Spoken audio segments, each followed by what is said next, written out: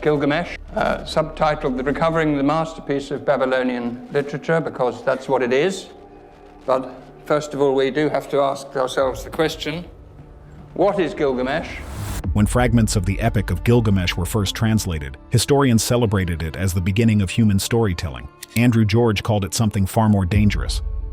The moment humanity reopened a door that ancient civilizations had sealed for a reason. He said the tablets contained knowledge too specific to be myth, detailed accounts of creation, destruction, and the limits placed on human life. Astronomical references, a moon, a star, various symbols, which even could be symbolized as a wristwatch. Technology being used 6,000 years ago. To George, the epic was not humanity's first story, it was humanity's first warning. The unearthing of something that was never meant to be found.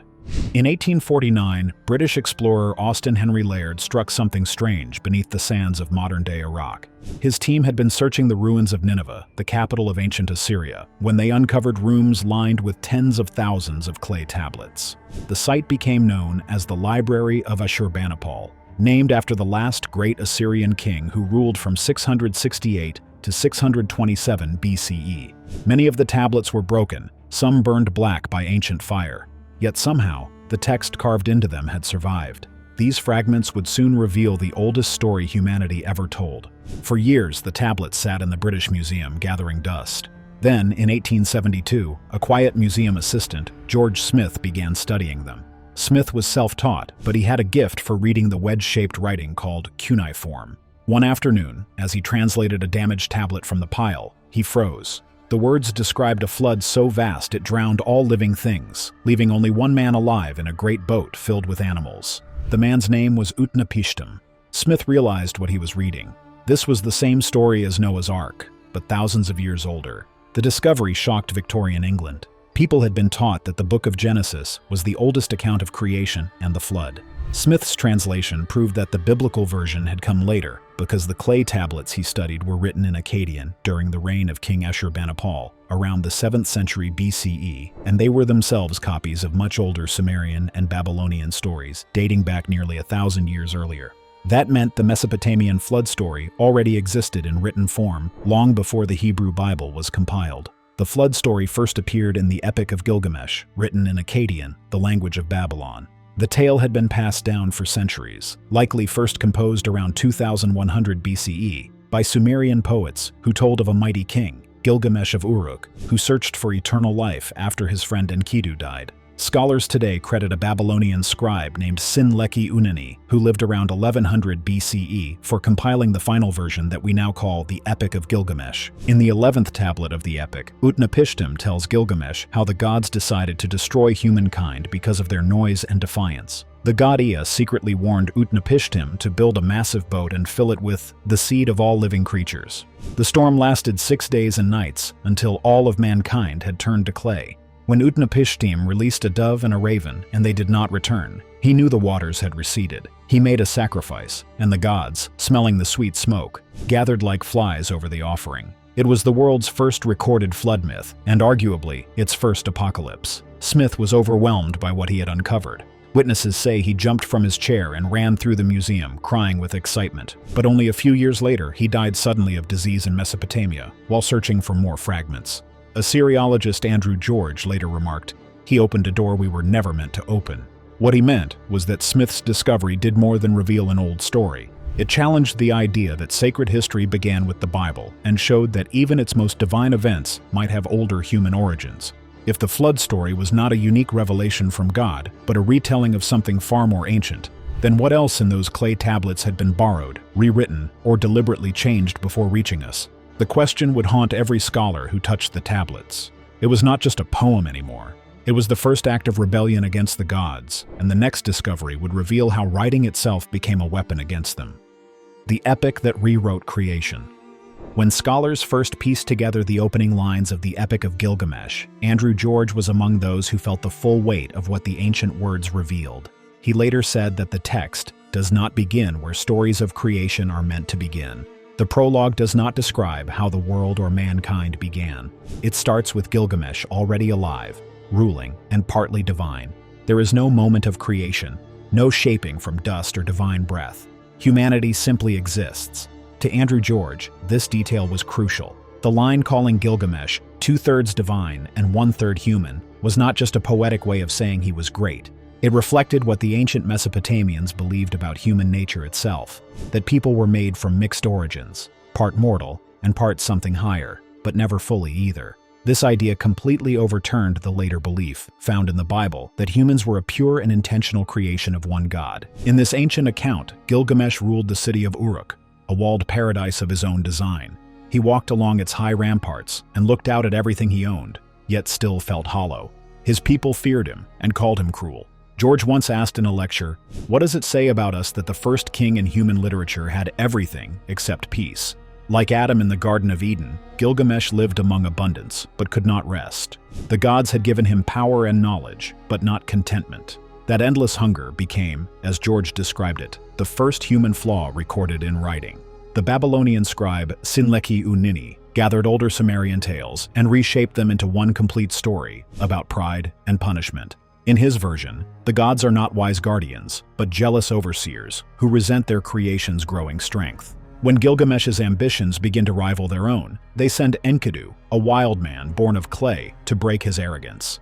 To George, this was the first record of divine jealousy, an ancient warning that humanity's reach for greatness always comes with a price. Mesopotamian myths surrounding the epic were even darker. In the Enuma Elish, humans are formed from clay mixed with the blood of a slain god named Kingu. George explained that this was not a story of love or purpose, but of servitude.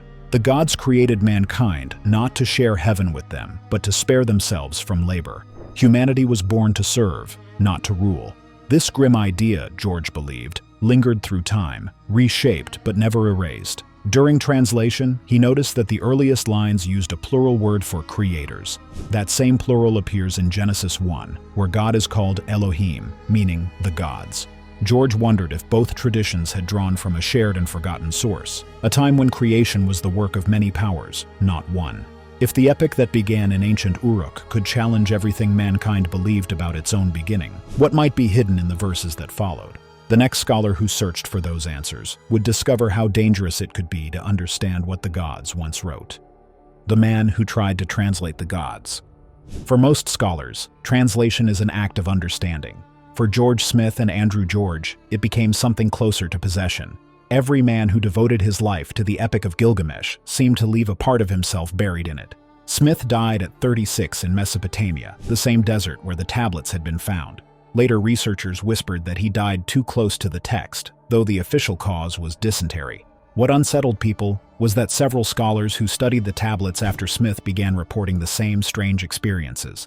Some said they heard low voices whispering in Akkadian while they worked late at night. Others described vivid dreams filled with words they did not understand when they woke up. The sounds were rhythmic, like chanting, but no one could explain where they came from or why the dreams always stopped once they left the project. Andrew George, who would later rebuild the entire epic from over 300 broken fragments, worked mostly in silence.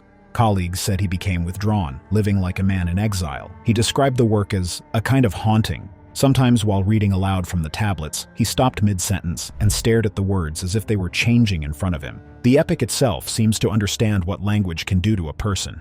In Tablet 2, the wild man Enkidu meets a temple woman named Shamhat, who has been sent to tame him. Enkidu lives like an animal, running with gazelles and drinking from rivers, untouched by human life. Shamhat uses speech, song, and tenderness to draw him away from the wilderness.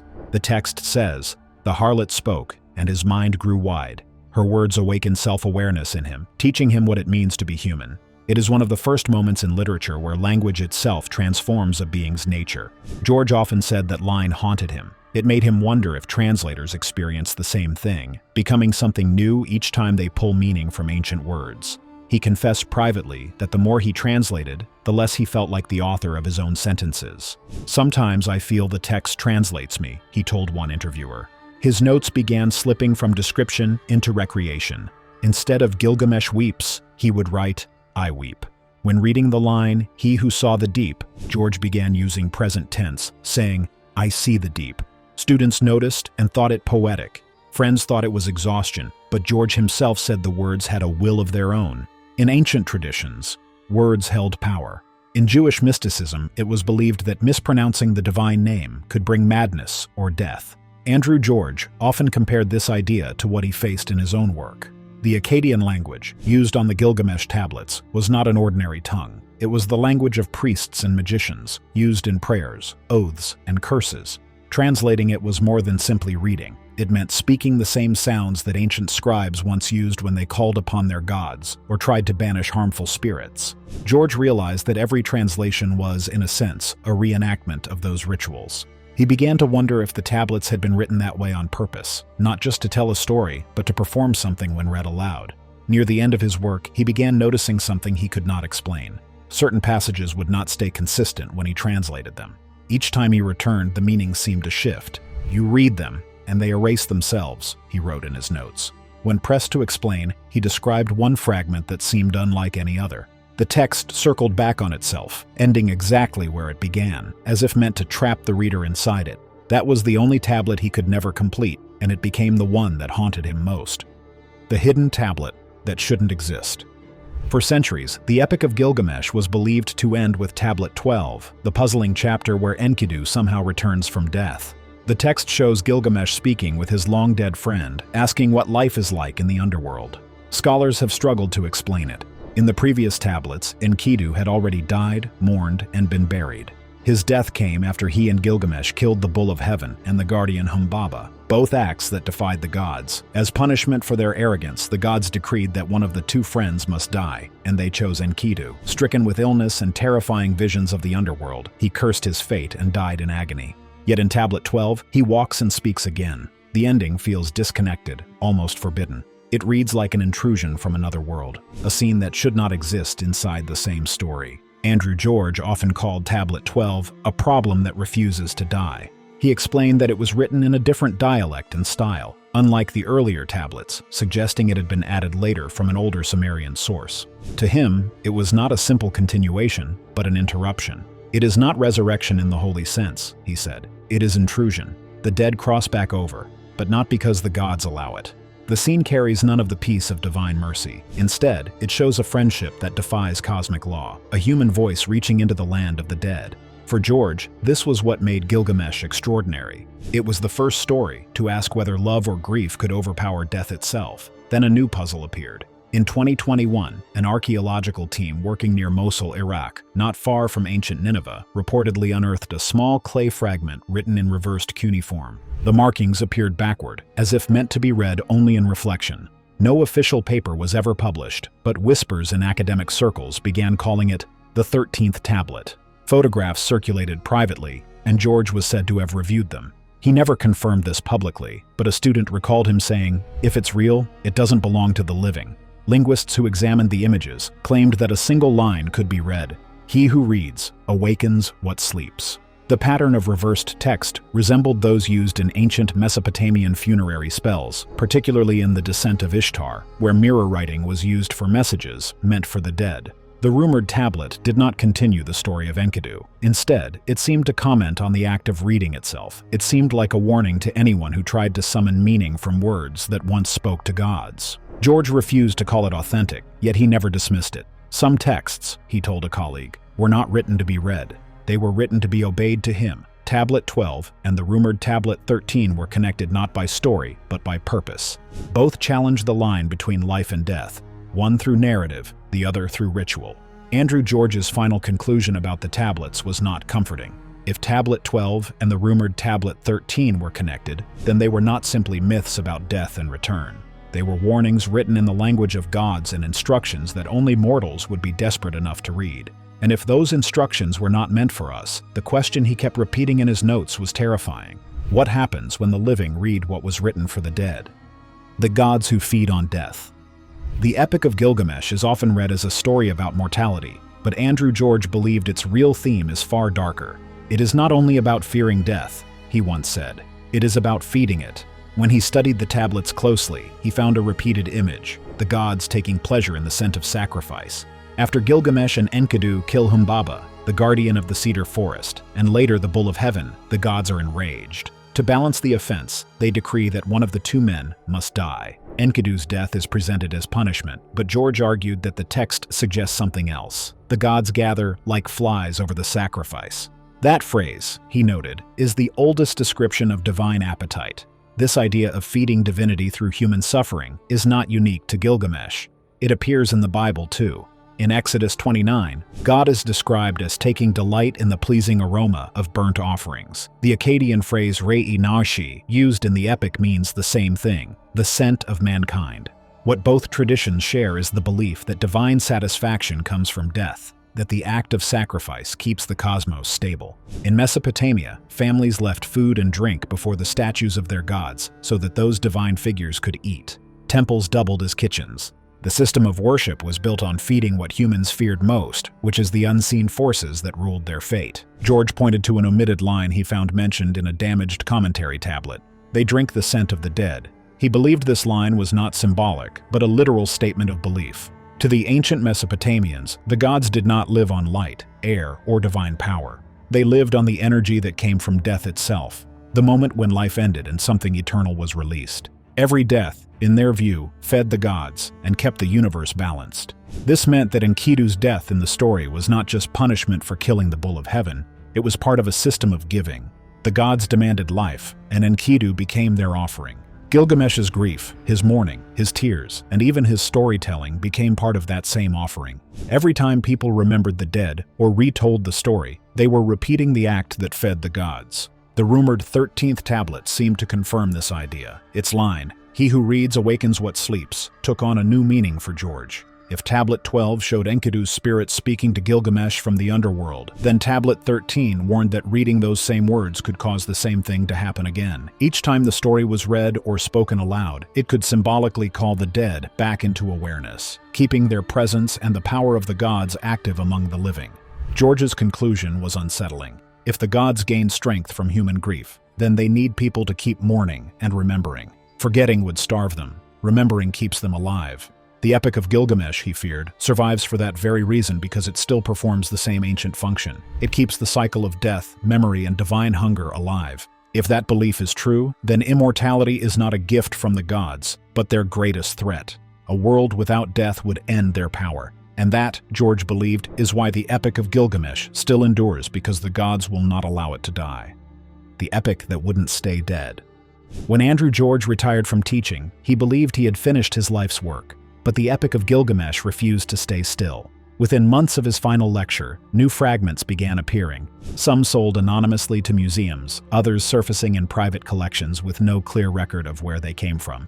Each fragment added lines that scholars had never seen before, yet the grammar and vocabulary were undeniably authentic. The earliest of these surfaced in 2003, and they continued to appear well into the next 2 decades. Many of them contained characters that didn't match any known cuneiform style, as if they had been copied by someone who understood the language, but not the traditional script. To researchers, this strange revival felt almost supernatural. George described it as the text rewriting itself through history.